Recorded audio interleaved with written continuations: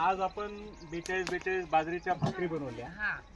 तर तुम्हाला काय अनुभव आला ते तुम्हाला सांगायचंय. म्हणजे ज्यावेळेस तुम्ही भाकरी करत होते त्यावेळेस बाजरीची भाकर गोल आली का?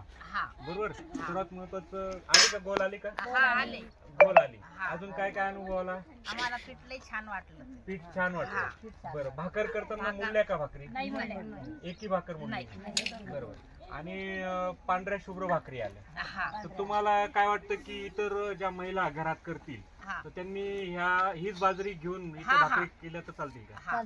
चालते. ही बाजरी छान आहे. छान आहे. आणि पीठ पण चांगलं होतं. पीठ बी चांगलं आहे, टाकायला बी चांगली आहे. मळायला काही त्रास झाला नाही.